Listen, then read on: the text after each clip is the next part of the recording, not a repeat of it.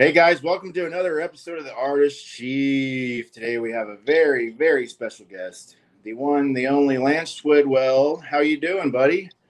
Never better. Better now that I'm with my boy Corey Jones, the Artist Chief. I know we've tried this in the past, multiple times actually, but now we're officially getting this thing going, man. I'm really excited about it. We even did something on Twitter, a little interaction before. That was fun, but this is, I think this is what we were really aiming towards. And now we're here, dude, and I'm happy to be here with you tonight, bro. Awesome, dude. I'm glad to have you on board. I think you put out great content. I think our interactions on here, I think they'll be pretty good for the audience. So today we're going to start out with a Twitter mailbag that I put out this morning, and let's see what we got as far as questions. And we both are required to answer these, I suppose. At KC Shuffle Show, whilst doing your best John Gruden impressions, give an in-depth draft analysis and grades to the following cracker-tastic restaurants. And let me just stop you right there, Mr. D. Nacho. Like, come on, bro. Like, this is a bit loaded here. That's right off the bat, man. These guys ain't holding back on us. Okay, so we gotta pretend we're John Gruden and give an in-depth draft analysis and grades to Chili's, Applebee's, 54th Street, and Cracker Barrel. What round do you take them, and what are their biggest strengths and weaknesses? Here's my John Gruden impression. I suck as a head football coach, and I shouldn't have been given $100 million, and there you have it. I mean, honestly, dude, I haven't been to Chili's in like 10 years. I haven't been to Applebee's in 20 years. I don't even know what 54th Street is, and I haven't been to Cracker Barrel in 20 years. I will just give them grades of Chili's an A. Draft them in the first round. Applebee's, I'll give them C+. Draft them in the third or fourth round. 54th Street, I'll just throw them a bone and say they get a B. I'll draft them in the second round, even though I have no idea what that is. And Cracker Barrel, they're a late round pick for me. I'd say like fifth or sixth round, and I'd give them a C-. I tell you what, man. That gringo dip at 54th Street is no joke, man. No, dude, look, I'm not big on any of those restaurants, honestly. Chili's, I probably haven't been there in probably 3-4 years. I went there one time with my dad. It was like just a random meetup, and he wanted that for some damn reason. There's like a million other choices you could have went with. I'll give them a solid like C- just because I feel like they're Applebee's light. Last time I went to Applebee's, didn't have a really good impression, man. They made me and my girl sit for probably 15, 20 minutes before anybody even waited for us, even asked for water. So I'm going to give them a solid F-. Then we had, what was it, the other two? You had Cracker Barrel and what else? Cracker Barrel, 54th Street, Applebee's, and Chili's. Yeah, so Cracker Barrel, man, I used to love going there as a kid, and they have the cool souvenir shop. So because of the fact they're multiverse, where they have, both a restaurant and an experience for kids to go and look at the souvenir shop, it gives you a little bit of extra to kind of soak in. I'm going to give them a B just because they've been able to hang tough throughout the times with different, changes in the way people go to restaurants and things of that nature. They've kind of held tough. But I think the GOAT of all this is definitely 54th Street. And I would highly recommend, man, you go there because that's my lady's favorite place. And like I said, that gringo dip is nothing to be joked about, dude. They have some badass dips. They have some really good like specials. Got a good beer selection. So they got something for everybody for sure, man. So I would highly recommend it. No, that sounds great. Like, I'm totally a gringo. Like, I go to a Mexican restaurant and I make sure that the employees actually speak Spanish before I'm just coming off as a racist moron, and I practice my horrible Spanglish with them. I mean, gringo dip is right down my alley. I don't even know what it is, but I need it in my life. Zach, the layman's stand at the layman's terms. You get to modify Lance's beard. What do you do? And can you outrun him when he wakes up to discover it? So that's basically just directed at me solely. Answer that, Corey. Let's get an honest answer. Honestly, you don't mess with perfection, but if I'm being forced to, I'm thinking maybe like, you kind of like get it like this and tie it on the end and you put like a Chiefs like logo right there or something. Maybe you get the slick back hair going with it too. And as far as outrunning you, I smoke and I drink a lot. I'm just going to say that's in your favor and you're probably going to. Well, I'm kind of a chubby short guy, so I don't think my running days were ever even behind me. They never happened. They don't run in my genes at all, literally. So I would say that the running part, you and I both would just exit stage left on. But I would maybe like a glare, like a neon icon right here, like Chiefs related, just right here, nice little bowl back. I usually don't let people touch my beard. My girl doesn't even get to braid this thing, so you'd have to really catch me in a mood, Corey. I'm just letting you know right now, man. I don't know if I would let that happen, but just for the sake of the mailbag, that's where I would go with it. Yeah, be careful, Zach. You don't mess with another man's beard like that. Come on, Zach, you know better. All right. That was it for the mailbag portion. We didn't get a lot this week, and that's fine. Hopefully we'll get some more next time. So the first topic of discussion, it's been announced recently that both the Las Vegas Raiders and the New Orleans Saints have required some sort of proof of vaccination, or I know the Raiders are going to possibly give you a COVID shot on site. And or if you have the negative COVID test within 72 hours and proof of that, you can enter both stadiums. But I believe the New Orleans one is based on the city of New Orleans. I think the Las Vegas one is just based on Mark Davis. I could be wrong there. Lance, I'm just curious what you think about that situation. And do you think that the Hunt family or Mayor Q will follow suit and do the same thing for Arrowhead Stadium at Geehaw Field, or GEH? We can go on a whole segment about that alone. Let's not. Let's not do that. Let's avoid the controversial one, right? No. Yeah, that's more controversial to Chiefs fans than this. Trust me.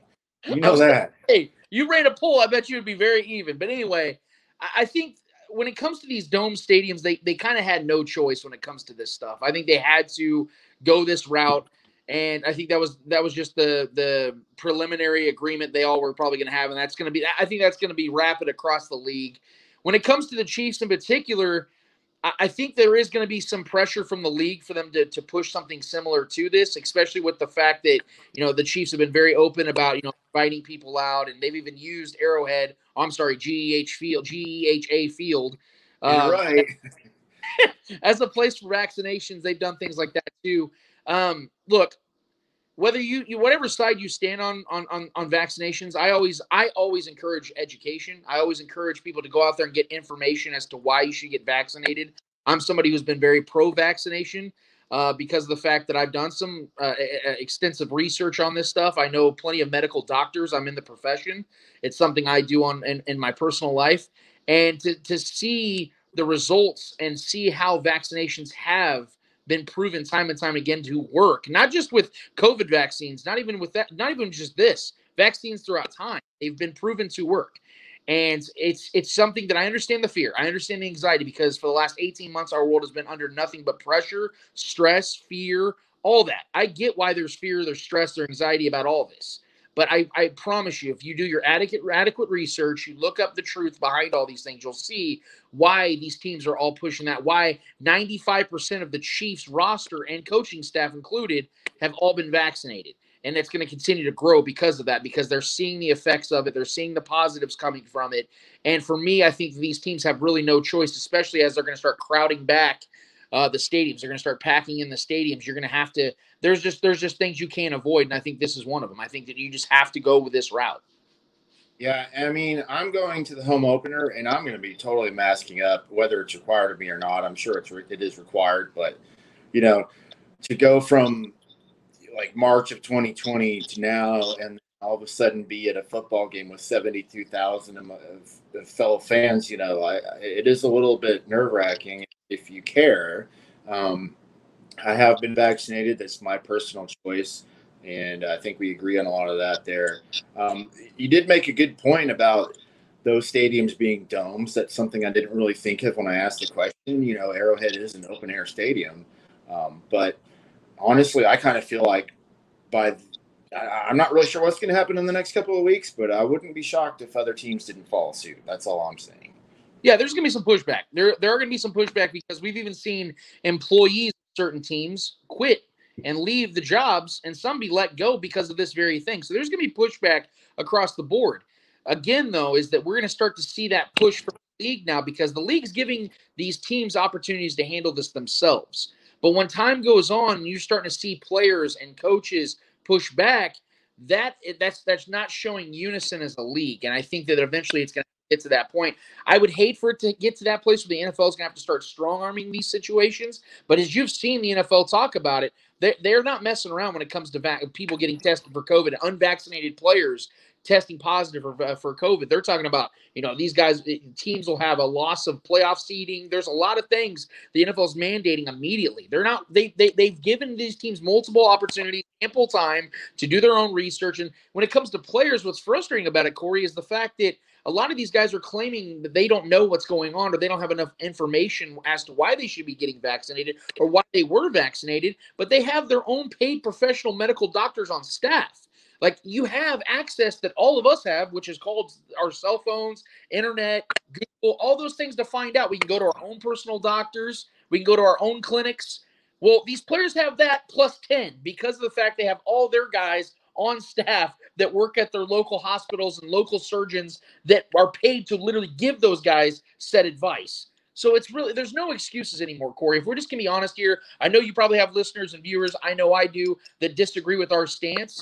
But our stance is based upon facts, not opinions, not political opinions, nothing to do with that. It has everything to do with what we know and what we don't know. It is point, period, blank, A to Z, black and white. That's all I go off of, and that's where we're at, man. So these teams are going to have to follow suit, man. Yeah, hopefully Cole Beasley is watching this episode. Moving on, everyone was really just kind of waiting in the bushes to jump on Mecole Hardman the next time they saw him play. And we saw the backlash on Twitter after he dropped the pass early on in the preseason game. What I want to discuss with you is kind of like Tyreek Hill, his performance in his first 2 years versus Mecole Hardman's. And I have a few stats for you before we begin. Tyreek Hill had 593 yards and 6 touchdowns his first year. He had 1,183 yards and 7 touchdowns his second year. While Mecole Hardman had basically around 500 plus yards both years and 4 touchdowns and 6 touchdowns in reverse, 6 and 4. What is everyone's expectations for this kid, and why do they feel necessary? Like, why do they feel obligated to rip him online? Like, it's not helping the situation. Like, if you do think he's a bust, this kid clearly listens to the things that are being said about him. He clearly reads Twitter. He checks his mentions. So why are we being so hard on this kid? No pun intended. It's simple, Corey. The only reason that people are this hard on Mecole Hardman is because of when he was drafted and why he was drafted. You have to remember, and I know I'm not telling you anything you don't know or any of your listeners, so I'm not going to try to talk to people like they're stupid here. But these are the facts here. Mecole Hardman was brought in because the Chiefs had an emergency vault they had to go into because they thought that they might have a real serious chance on their hands that Tyreek Hill will not be playing for them ever again. So they had to find somebody that was a speedster, that played at a decent school, that was a proven commodity as much as possible. Now, everyone brings up DK Metcalf, but the things people don't seem to remember or seem to overlook is the fact that DK Metcalf had some neck issues coming into the draft. There was a lot of questions. A lot of teams passed on him for that very reason. He was a first-round talent, but I think he had a broken neck going into the draft. So there was concerns about that as well. So we can't sit here and act like DK Metcalf was this unicorn just sitting there lying in wait in the first round. He wasn't even a first-round pick. Second of all, Mecole Hardman was brought here for a purpose. That purpose ended up not being his purpose. His purpose was to replace somebody. He ended up not replacing anybody. And people seem to forget that Mecole Hardman is playing behind and beside 2 of the best receiving players in the NFL. And not just that, even considering that, let's give this guy some praise, because we sit here and we talk about all the misses, but we don't talk about the hits for some damn reason. Do we not remember that just in 2 seasons, Mecole Hardman has put up more touchdowns than Demarcus Robinson has in 5 seasons? Do we forget the fact that in just 2 seasons, Demarcus Robinson has 8 scoring plays that either gave the Chiefs the tie or the game-winning or the lead in a game that was critical? People also forget about the Texans game. I mean, I know special teams is overlooked a lot of times, but the Chiefs are down 24-0. Everyone credits Daniel Sorensen for that big punt fake tackle, which was huge. But Mecole Hardman was the one that started that whole thing with that 59-yard return. Yeah, he was the big catalyst. Immediately after that. So look, guys, he does have his problems. He's had problems with his route tree. He's had issues with his hands. But there's one thing we have to remember here. The dude is young. I mean, I know everyone gets upset when I make comparisons through 2 seasons between him and Antonio Brown. I'm not trying to sit here and say he's going to be better than Antonio Brown. I'm not saying he's going to have a Hall of Fame career like Antonio Brown. And I know for sure McCool's not going to be punching teammates like Antonio Brown did at practice today. What I will say, though, is that through 2 seasons, you can make an adequate comparison of production between him and Antonio Brown. In Antonio Brown's first 2 seasons, he had 40 more targets than Mecole Hardman, yet Mecole Hardman has 9 more receiving touchdowns. Make sense of that for me, Corey. That's what I'm trying to tell people. We're hard on him because we expected Tyreek Hill Volume 2 or a replacement for Tyreek Hill, but that doesn't exist. Tyreek Hill is special in his own regard. He is one of the most unique weapons we have seen in the history of the NFL. So even if Mecole Hardman was getting all the targets, he would have never equated to Tyreek Hill because you can't replace that. It was a desperation move on the Chiefs' behalf, and I think considering all things, they did okay for him being a wide receiver 2 and a number 3 option in your receiving game. Because I think overall, Mecole Hardman's been pretty damn good, and I hope that everyone's getting their bad takes out on him because I'm expecting a pretty decent season for him in 2021. Yeah, and I think people forget, wasn't he a cornerback in college? Exactly. Yeah, I mean, you got Travis Kelce, who is a quarterback in college, and he's probably going to go down as one of the best tight ends of all time. I mean, Tyreek Hill was a running back in college, if I remember correctly. So let's give this kid a little more time to learn, a little more time to get better. Tyreek came into the Chiefs with, he didn't have like Mecole's got to worry about targets for Tyreek Hill and like you were saying, Demarcus Robinson and Travis Kelce and all these other people, in the mix. When Sammy Watkins was healthy, he was a big target. So the kid's got some time to learn and improve. And let's not murder him for like one preseason football drop. Like he didn't even have time to bounce back and, recover from it. Like he was just off the field. The team was off the field, after. Real quick, because you brought up Sammy Watkins, Corey. It's funny. Sammy Watkins gets a lot of passes here in Kansas City because of how he played in the playoffs in 2019, which I will give him that. He played out of his mind. He was a humongous reason why the Chiefs won the Super Bowl that year and got to the Super Bowl. But they paid Sammy Watkins $41 million.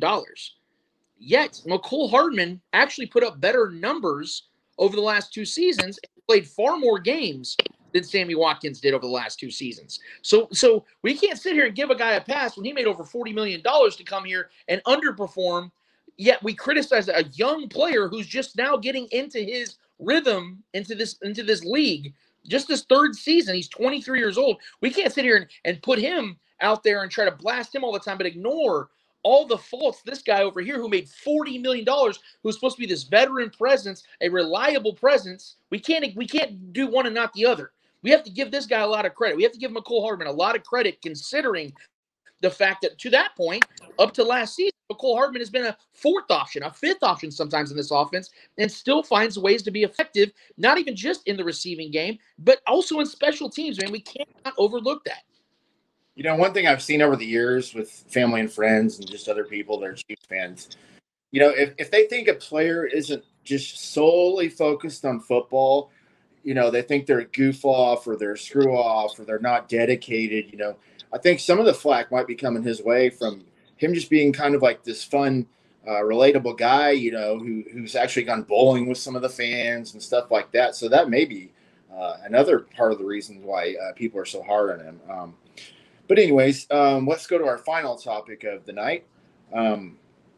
So the NFL has put in place the taunting rule. I don't know every single specific about it, but it seems really, really, really dumb. It seems like it's going to be done away with after this season. I'm also very upset because I've wanted nothing but for Tyreek Hill to be able to give the deuces to everyone on the Bucs in the Super Bowl this coming season. What are your thoughts on the taunting rule? Do you think it lasts? What do you got for us? It's really going to be – I was nervous about it at first. I didn't like it, obviously. I think everybody would agree with that. A normal fan's not going to like that because passion is what makes this sport great, man. We love to see people pumped up and ready to go. But I was going to give the NFL a real chance here and say, well, maybe they're only going to target the ones that are pretty glaringly obvious and ones that could potentially start a fight, which I honestly wouldn't be opposed to, because obviously you don't want to see guys out there cleaning each other's clocks out there and people getting suspended and guys getting hurt for stupid reasons. But when we saw the Colts running back drag those guys about 9 yards and then gets up and simply just does a little lift, does a little Schwarzenegger pump you up thing, and they throw a flag at him, that's when I'm like, okay, you know what? No. The NFL cannot do this again. We just got out of this whole what's a catch, what's not a catch BS. We just got out of some of these dark clouds, bro. Let's not add more dark clouds to this. And it's been nice and sunny, clear skies. Don't bring the doom and gloom again, man. And the NFL just finds ways, for as great of a league as it is, and it is king in America. It is 100% king here. They find ways to step on their own toes and shoot themselves in the foot, and I don't understand why. I have a really bad feeling about this one because I'm with you. I love the fact that Tyreek Hill and guys like that. I mean, honestly, as bad as the Super Bowl was just this last February, when I saw, I think it was Antoine Winfield doing the piece to Tyreek Hill when he was on the ground, I didn't care. That's football, man. That's competition. Tyreek Hill said himself, he didn't care. He laughed about it. That's sports, man. And it's funny because in baseball, we're all sitting here talking about, we're championing, Fernando Tatis and these other guys that are flipping bats and having fun because it's fun. It's fun, man. You can call that taunting, but it's a part of the game that makes people want to care about it again. And that's what people are starting to care about it again in baseball. They're seeing passion. They're seeing the human element on display. It isn't just athleticism. It's the human reaction. It's the human emotion coming out. We see it in basketball. When a dude gets boomed on, a dude's and one dunk, Giannis or LeBron does something, they're screaming, they're getting the crowd pumped, they're lifting their fists, they're doing their thing. We love that. Why does the NFL have to take that away from us NFL fans? It's no different. It is sports. It is athleticism. These guys work their asses off to be able to have plays like this, and great memorable moments like this are going to go down in the annals of history. Why do we have to subjugate ourselves? Why do we have to punish ourselves from having those things? It doesn't make sense. It's a part of the game. Embrace it and love it. I understand the NFL has to protect the shield to a certain degree, but taking away entirely is absurd, man. And I'm not with it at all. So I'm with you. They can do better, and I hope the NFL learns from it. And like you said, it's a one-off, but I really hope it doesn't cost people, because honestly, it's the equivalence and penalty-wise as like holding or roughing the passer. That's ridiculous. Like, imagine Mahomes runs like he did against the Titans or whatever, scores a touchdown, and he's, yeah, all of a sudden that's a taunting penalty. Like, come on, man. Like, what the hell? Like, those guys are pumped up with adrenaline. They're literally, it's not like actual warfare. Let's be clear and honest. But they're battling, they're hurting each other, they're getting hurt. They're pushing through adversity and pain. Who cares if they get excited? They're not flipping somebody the bird or like smacking their own ass like kiss my butt or something. It's just, come on. Which would be kind of fun, being honest. That would be funny. Okay, before we get on out of here, for those of you who don't know Lance, you have your own podcast with Eddie Ortiz and Trevor Twidwell. Could you tell us where to find you? Tell us about your podcast and all that good stuff. Yeah, we started this podcast back in February of 2019. It's based out of my original sports page called The Spoken that I started back in December of 2010. It's been going for a very long time, man, and we welcome all sports fans of all types, not just Chiefs fans, but it is primarily Chiefs talk that we do. At least we bring a lot of the Chiefs content, but there are people of all walks of life and all over the world that join us each and every week. We record them weekly. We've been doing that, like I said, for over 2.5 years now. You can find us on all social media platforms at The Spoken Pod on Twitter. You see my handle on the bottom here at Lance The Spoken, and you can find us on all podcast platforms. We are starting back our live streaming. Yeah, there you go. We're starting back our live streaming. This week we will have video live streaming back on Facebook, YouTube, all that. So it's right on time for the NFL season. Get ready, guys, because the cool thing is on our show this season, every single week, the Chiefs obviously are playing a new opponent. We have a podcast or a content provider from that fan base that are going to be joining us each and every episode. So it's a really cool thing we got going on. We're going to obviously have writers and content providers throughout Kansas City on our show each and every week, because we have great friends like Corey here that love jumping on and giving us great opportunity and great content for our show. So we really appreciate all you guys who want to join with us. We have a great time, and we have a mailbag ourselves as well, and we'd love to hear from you guys. Yeah, that's great, man. And like you said, it is a great show. Like I do listen. It's an awesome podcast. Make sure and check out Lance, Eddie, and Trevor, the Spoken Podcast. And thank you, Lance, so much for coming on here, man. I love you, and it's always a good time. I'm gonna have you back on here again in no time for Love you. sure. You're the best, bro. You seriously are the best, man. I always appreciate getting to talk to you, bro. Yeah, I appreciate it. And as always, let's go Chiefs.